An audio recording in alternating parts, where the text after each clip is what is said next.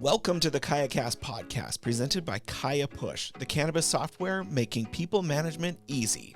The KayaCast is all about helping cannabis retailers launch, grow, and scale their business. I'm your host, Tom Mulhern, and I want to invite you to join us each week for conversations with thought leaders in the cannabis industry about their experience and expertise of working in the cannabis.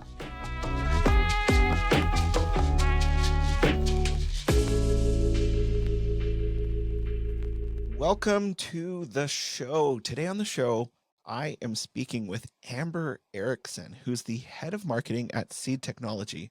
Now, Seed Technology is helping cannabis dispensaries with the in-store experience. So they're all about creating that amazing customer journey, that unique customer journey, helping customers that are walking into cannabis retail shops find what they need in a different way.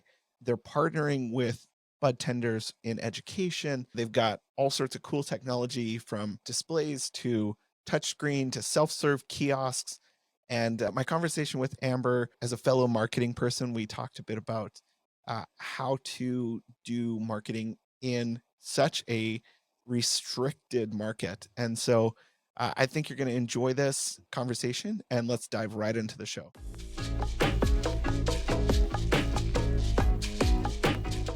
Amber Erickson is an experienced cannabis technology marketer. She's the head of marketing at Seed Technology, which is empowering dispensary owners and operators with digital signage and interactive solutions to decrease wait times, increase revenue, and reduce staffing costs. Formerly, she served as the head of content for cannabis POS provider FlowHub. Amber has a BA in journalism from Boise State University and an MA in holistic health studies from St. Catherine University. She's been recognized by the Content Marketing Awards in both editorial and marketing performance categories. Seed's customer-facing technology drives engagement, transactional velocity, and increased cart sizes at your dispensary. Their POS integrated software solutions are designed specifically for in-store use to give dispensary operators more control over the shopping environment and to connect dispensary customers to products they'll buy. With Seed Technology, you can control every screen in every store from anywhere. So, Amber, welcome to the KayaCast podcast. It's so awesome to have you here on the show. Thanks for having me. It's great having you on the show. Tell me a bit about your background and how did you end up in the cannabis industry? I didn't look to get into the cannabis industry. I think a lot of people do. They're aspiring for that and looking for organizations that have openings. But mine was more of, I did content marketing and I was looking to continue to do content marketing, and FlowHub had an open position. So it was kind of after applying that this question started being asked, and I had to reflect a little on why or what about the industry made me interested, because it was more the posting, the job, the role, than it was the company or the industry. But after the fact, it started to make a lot of sense. In my bio, you mentioned my master's degree in holistic health studies, which is completely random. And most of my focus was on plant medicine, traditional herbs, the weeds of the world, the dandelions and the things that grow everywhere that people don't pay attention to, but the medicinal value and the spiritual value of those plants. So cannabis fits perfectly into that kind of paradigm. So it wasn't a stretch. It's something I believe in as a plant medicine kind of capacity. So the answer became easy once I thought about it, but it wasn't intentional. I kind of accidentally ended up here and have stayed. Yeah. And what's one of the most surprising things about entering the industry? Like, I mean, having your background in some of that plant medicine, having your background in marketing, coming into the cannabis industry, has there been anything that's been really surprising that you're just like, oh, that is not the way I thought it would be? All of it, kind of, but none of it at the same time. I think that was part of the draw, is that it's kind of new and interesting, and you have to find creative ways to do things that other industries get to do typically. I think the one thing that really surprised me was just SEO and researching keywords and the lack thereof of information. All you can search all the keywords and look for search volume and difficulty and all of those things that are typical, but the results are not there. It's, 0 to 10. And then, well, I think people are actually searching for that. It's probably not 0 to 10, but it has the word cannabis in it. I kind of wish they just told you, like, we will not give you this information, rather than making it look like there's information. So there's a lot more educated guessing happening in the SEO space specifically for cannabis that I've seen so far. And then also just the concept of what people search for. If a dispensary owner is looking for accounting software, are they going to Google and searching accounting software? Are they searching cannabis accounting software? And understanding kind of the nuances of a niche kind of market that is also a broader topic, I think has been one of the things that's interesting to wrap your head around of just what are people looking for? What are those actual terms? How do they find the information that they're looking for that is specific to dispensaries, not just specific to retail organizations or something more broad, because they can get information from that more broad retail kind of industry, but there's a lot of nuances that it's more specific. You've been working now in the industry for a while in marketing, and that's one of the struggles that a lot of dispensaries have is building their brand and SEO.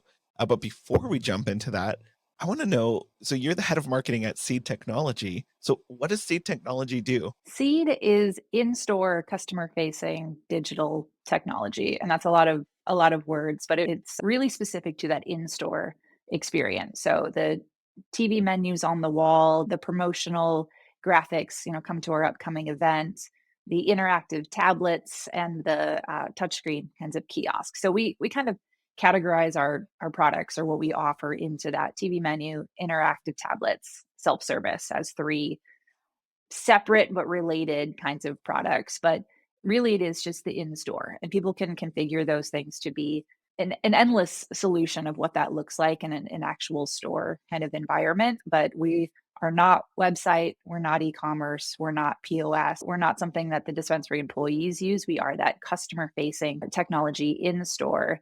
And I know you're going to ask why or what value those tools bring. And it's partially, I always think about it as educating, informing, inspiring. So maybe it's letting your shoppers know your hours, your daily deals, changes in policy, changes in law, new products you're carrying. But then there's also what products you have in stock. Your menu should only show them the things you actually have. So there's not a weird interaction when they get to the counter and find out you don't have those things. But you can also play brand videos and other types of media to help them understand who you are, why they should shop with you, what you carry. So there's a lot of kind of reasons why digital solutions in store work, but they're also good for the consumer. They know where to look, they know where to find the information that they want. If they're sitting in a waiting room for a while, maybe there's something interesting playing or something to look at, something to do while they're waiting. So there's a lot of reasons, and traditional retail has been going this direction for a long time. Interactive displays, making people have something that they can engage with, be entertained by. It makes the experience more than just walking into a store, talking to a person, creating a transaction.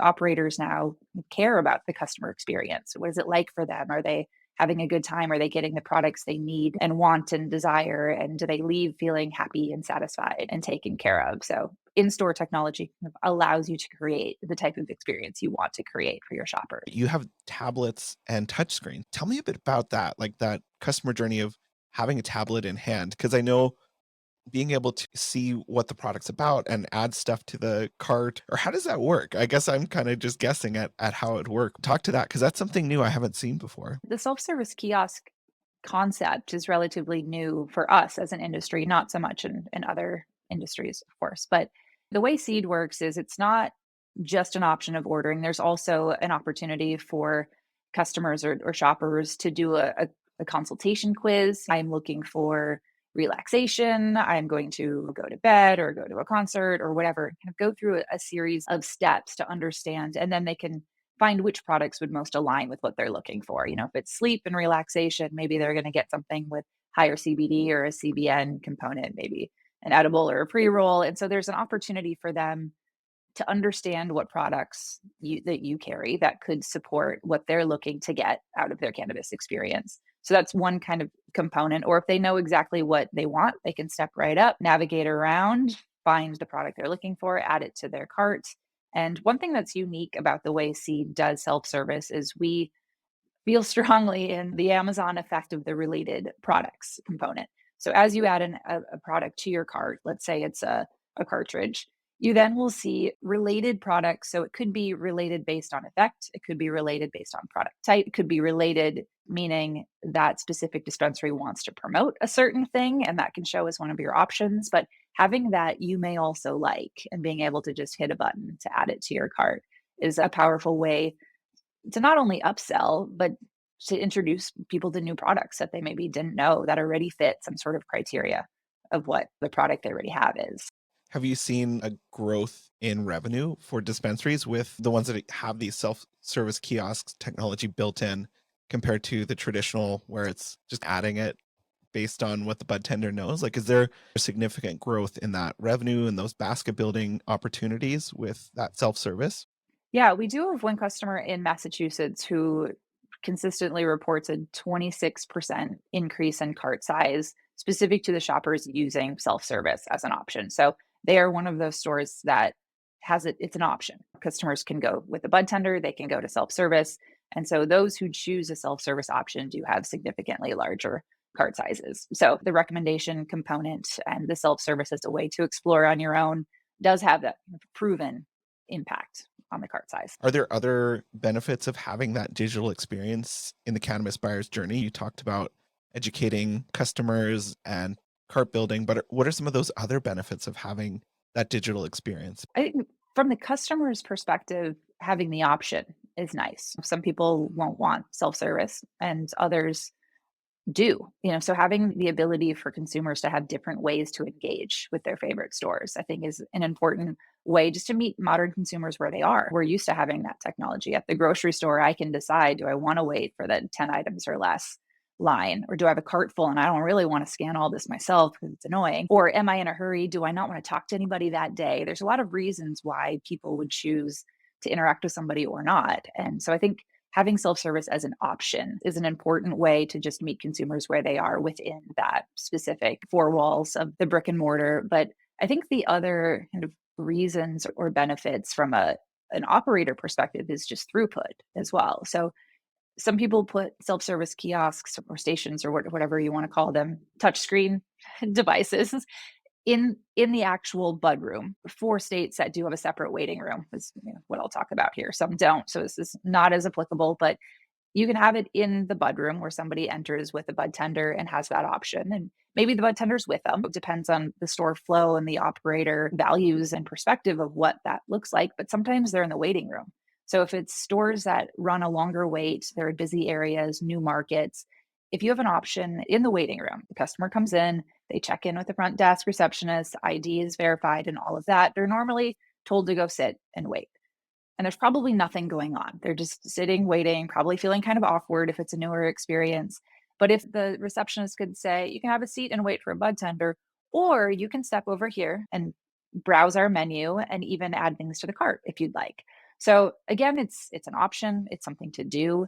It makes the wait feel less. It actually does decrease the wait time if that person can place their order before they even get into the bud room. And then once they step in, grab their products, pay, verify their ID, and out the door. They can still ask the questions that they have. There's not one kind of ideal workflow. It really depends what the store looks like, what state you're in, what your layout looks like, and all of these other factors. And now that's for wait times for those dispensaries where they have that waiting room. What about lines? Because lines used to be the big thing, like, oh, we've got a line out the door, like a new uh, dispensary opens up in town and there's a big line, but that's only good for the first day. How are you guys helping to kind of alleviate some of that pain of waiting in line?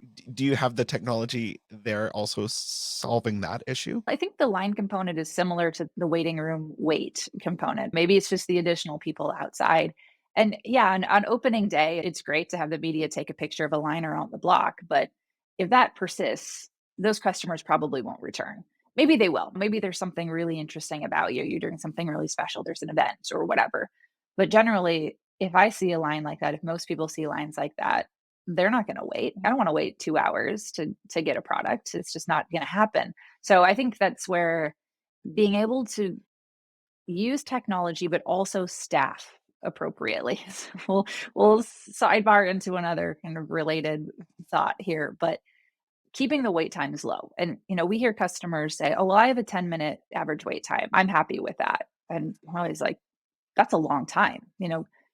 Customers don't want that long of a wait. There's my local grocery store always has a wait, and it's maybe two people long, but it is the most annoying thing. I'm like, you need more staff. You need, why do I come at these times? It's like there's all kinds of thoughts as I'm waiting of what can I do next time to not have to wait.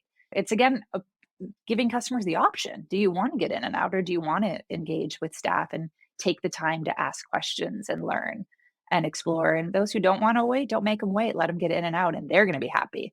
And then it also makes the line shorter for the people who don't mind waiting to have that one-to-one kind of relationship. But also on the staffing kind of component is most stores are not busy all the time. Maybe there's a time of day or certain times of day. So staffing is incredibly difficult because you don't want to be understaffed so that you have huge waits when there is a little boom time. But you don't want to be understaffed or you don't want to be overstaffed. You don't want people sitting around when you're slow. So I was trying to find the middle ground. And that is one of those things that is also a use case for kiosks that maybe isn't as sexy or isn't as immediately tangible. But if you can keep your staffing more consistent, if it gets busier, encourage people to go that self-service line to take care of that quick burst of activity.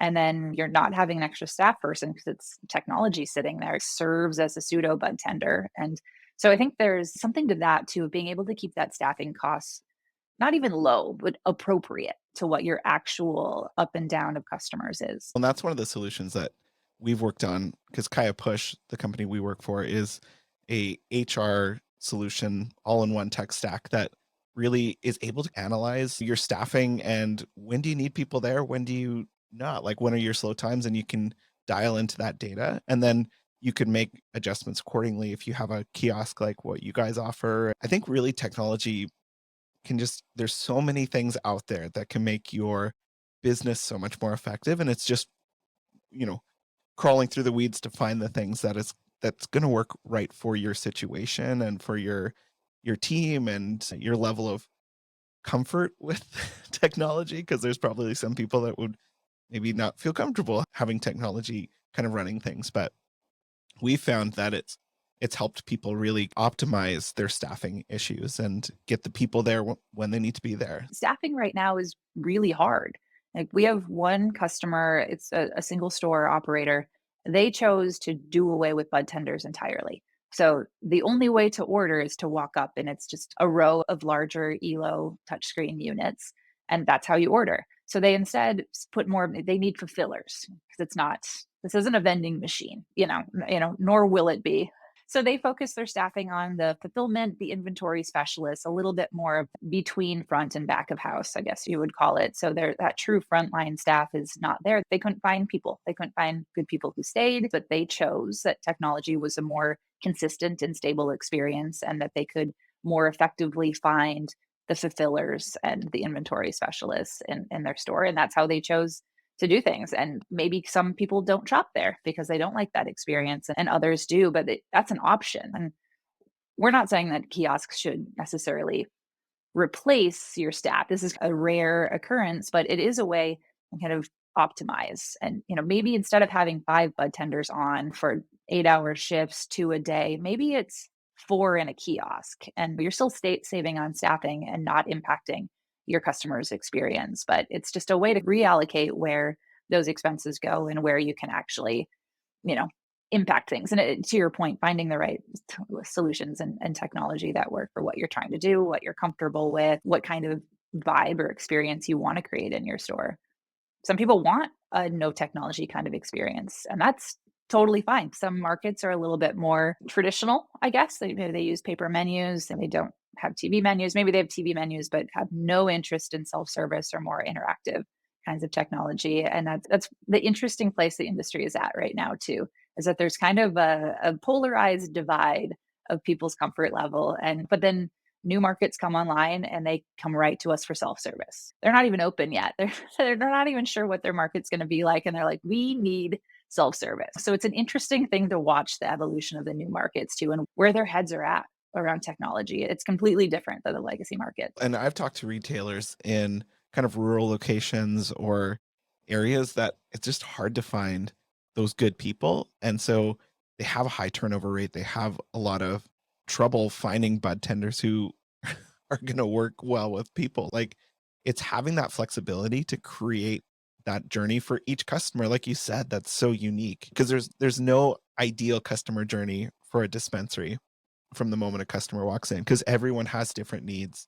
Everyone has different ways they like to interact even within a store. And I think the past couple of years have changed even the way we shop. And so, I think you guys focusing fully on brick and mortar, fully in store, but then adding that unique experience. Now, you've been in Canna Tech for a while. So, what are some of the things that you see as the future of Canna Tech coming out, or even some things that you've seen in the market that you're like, oh, that's really cool. That's something that, is going to really change the industry. I am interested in, for a while there was the big players, and there still continues to be the big players, and a lot of people know who the options are. If you ask a dispensary owner, who have you considered for TV menus?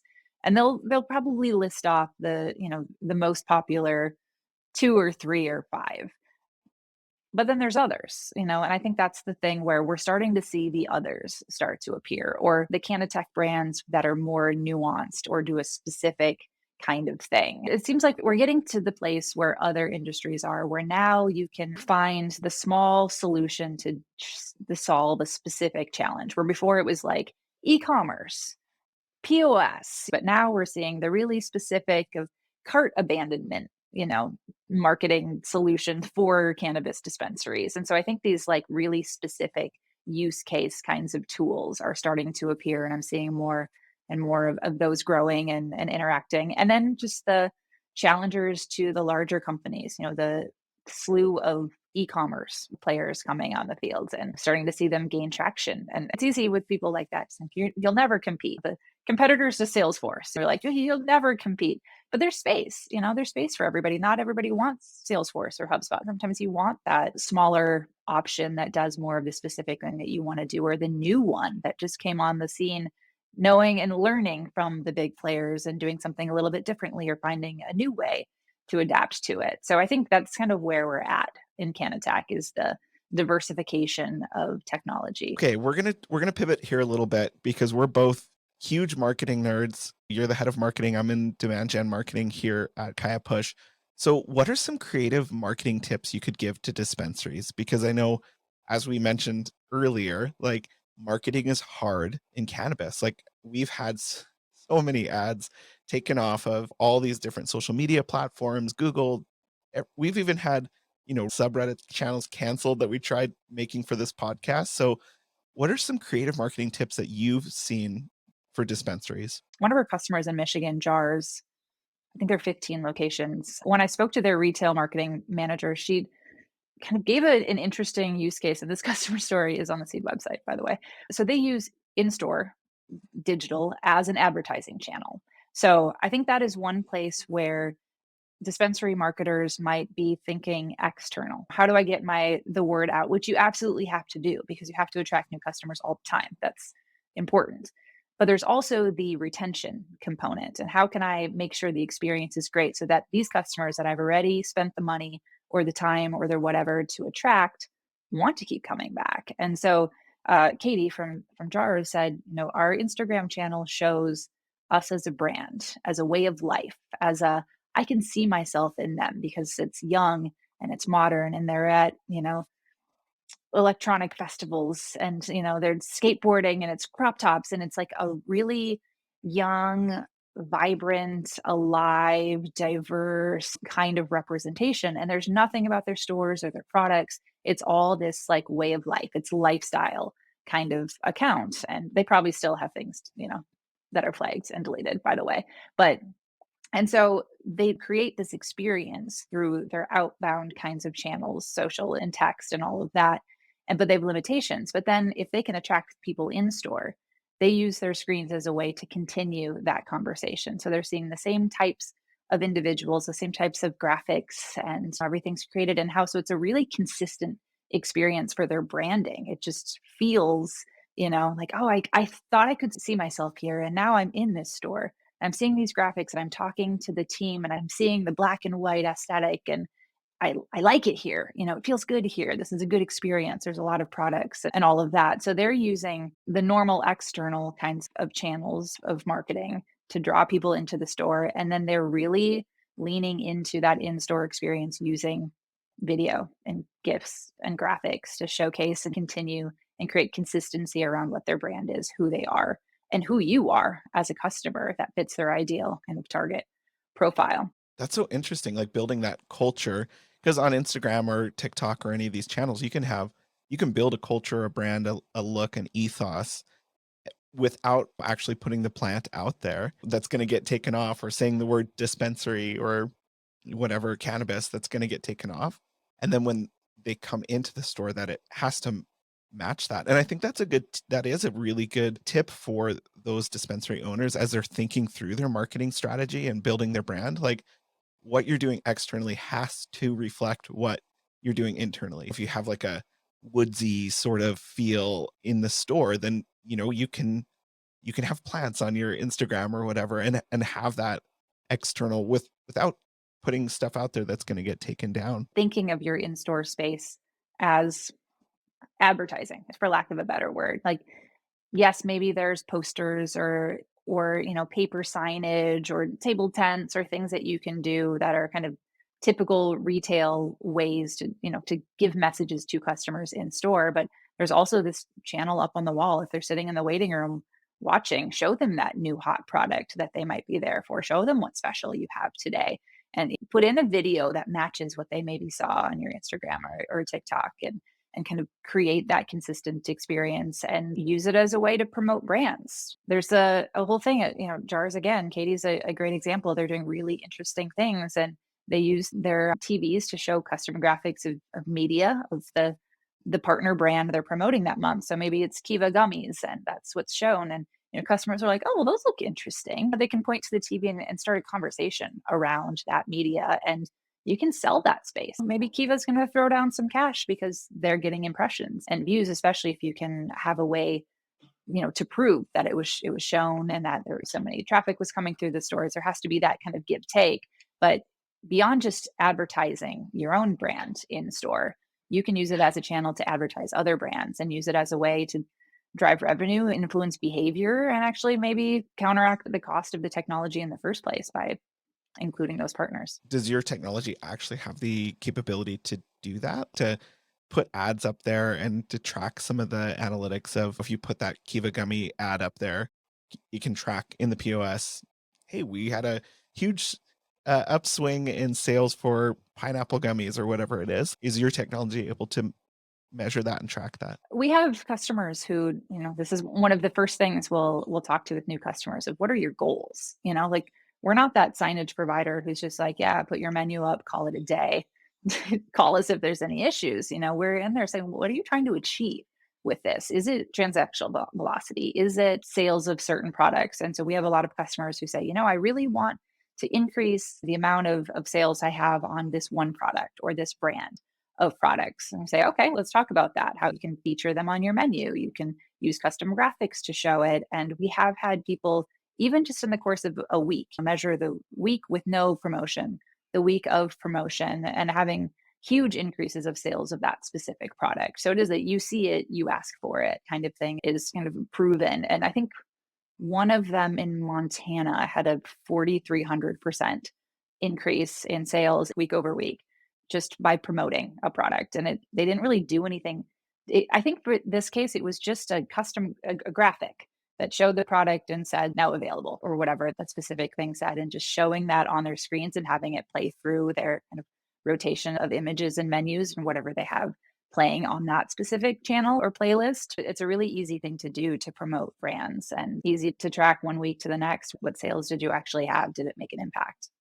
And it does. We see it all the time. When should a retailer start thinking about that digital experience? Like you say, you work with them from like, what do you want that experience to be, instead of just, hey, let's throw a TV up there and put a USB drive and call it a day. Obviously, it's a market there's lots of new dispensaries opening up, and then there's lots of ones that have been around for a few years. Like, when is the prime time to start thinking about that experience? I'll give the non-committal answer of any time, really. But ideally, I think when you're first designing your store, if you have an architect or a designer and you're talking through, this will be a wall of products or the waiting room will go here. I think that's the ideal time because you're actually being in that creative space to think through what is the flow? Where will customers go? Okay, here's the front door, they'll walk in. That's the ideal time, I think, to start thinking about these things. But there's also no wrong time. Like some of the legacy markets, this technology wasn't really around when they started, or it was a very different version of it when it was. And so I think for them, at some point, a lot of the legacy operators will say, you know what, I think we want to do a revamp. Things have changed. It's a little dark in here. Maybe we should whatever, or we're opening a new store.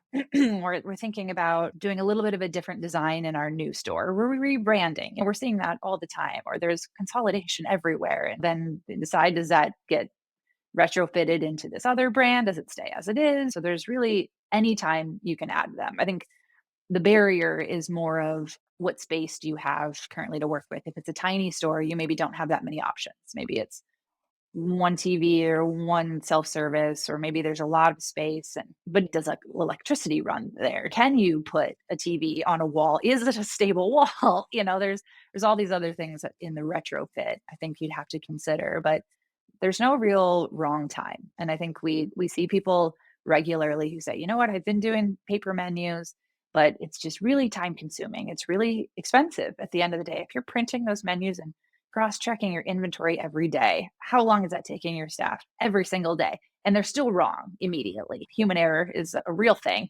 And so they think, well, we're going to try to let's automate this. Let's use our POS inventory and have this be more of a seamless thing. We're gonna put it on a TV behind the counter. And that's something that's relatively easy to add to a store kind of after the fact. It's probably encouraging for, a retail owner who's like, "Oh man, we don't have any digital experience," to know that it's not too late. Like, it's never too late. Obviously, the prime time to do it would be when you're first planning, but there's a lot of shops that are open and they're now going, and things maybe have become stale, and so it's not too late. It's not too late to change. Self-service for a lot of people is kind of like, I don't know if my customers would use that. And so that's, kind of another point to your question is some states don't really know yet what's happening. They haven't hit that, I don't know.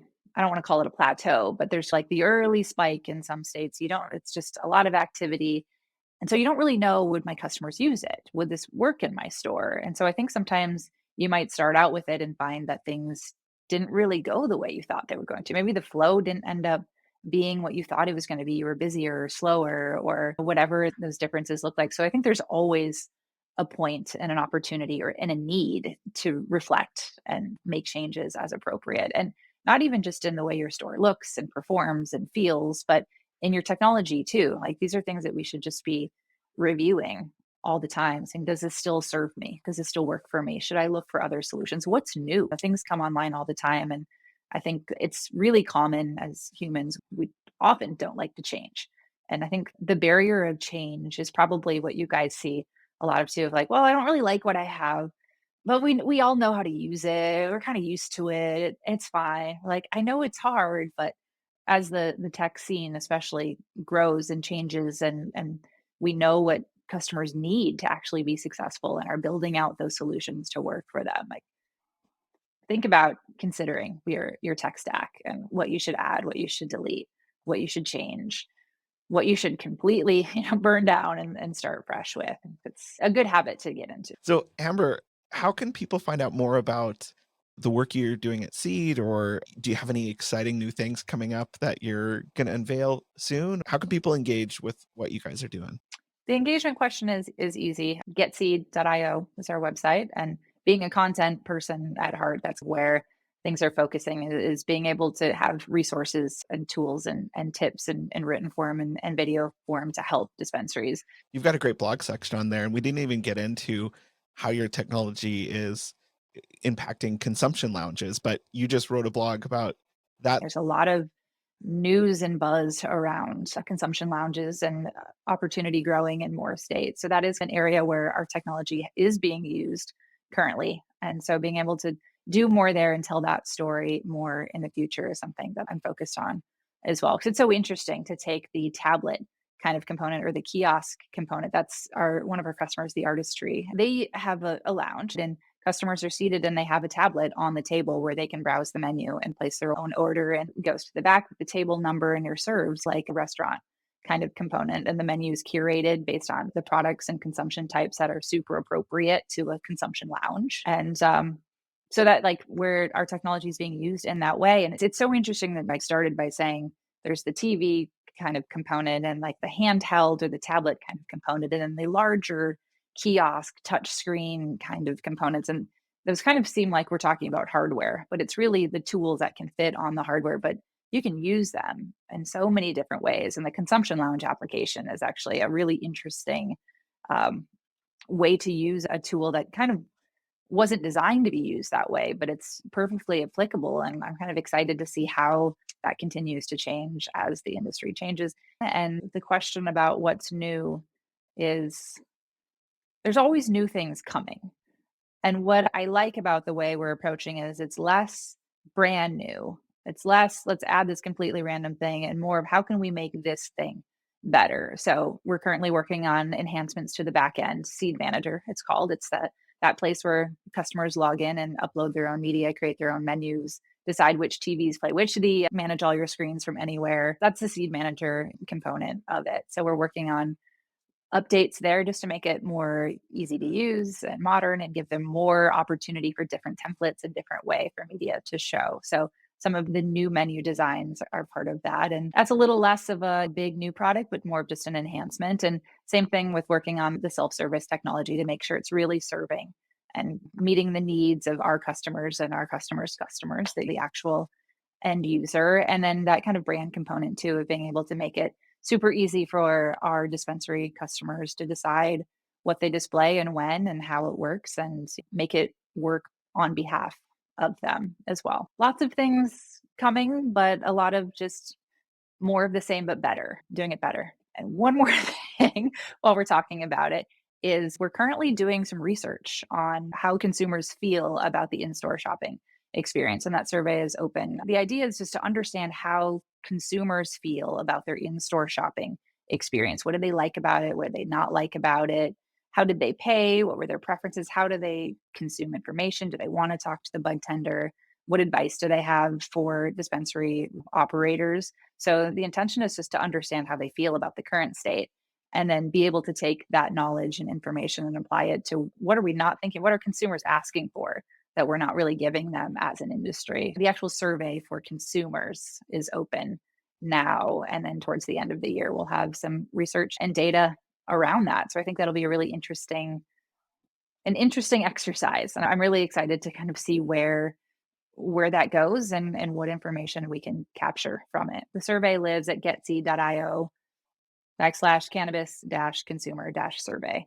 And it's pinned at the top of our LinkedIn page as well. Like we'll have all the links to your website, to your LinkedIn, everything, and encourage people to go fill out that survey because the data from that will really impact everyone in the industry. Thank you so much, Amber. This was fantastic hearing the unique things you do, but also kind of how retail owners can kind of rethink what they're doing and make their customer journey even better. So I appreciate the conversation. Thanks for having me. I think there's no right or wrong in this. I think it all depends, but the tools are there to create the experience you want to create.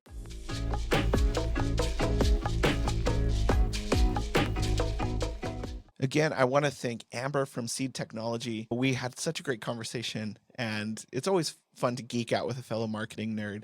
I would encourage all of you listeners to go head over, and if you're a cannabis customer, go over and fill out that survey about your in-store experience because really that will help the market just be better. When we're able to dial in that customer experience, that digital experience of shopping for cannabis, finding what you need, finding what will really help benefit you and give you the experience you're looking for, it's just going to make the whole industry better. So head over to getseed.io to find out more.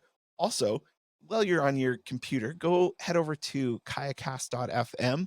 You can hear all of the episodes that we've released for the KayaCast. There's some great conversations that we've had, and we have some great conversations coming up. So subscribe to the podcast in your favorite podcast player app so that you can hear all of the new episodes, the conversations we're having, And thanks again for listening. Thanks for listening to the KayaCast podcast. We hope you enjoyed the show. Don't forget to subscribe to our podcast on your favorite podcast app or visit our website at kayacast.fm to learn more about our guests and to access the full archive of episodes of the show. We can't wait to share more stories with you each week of cannabis retailers launching, growing, and scaling their business.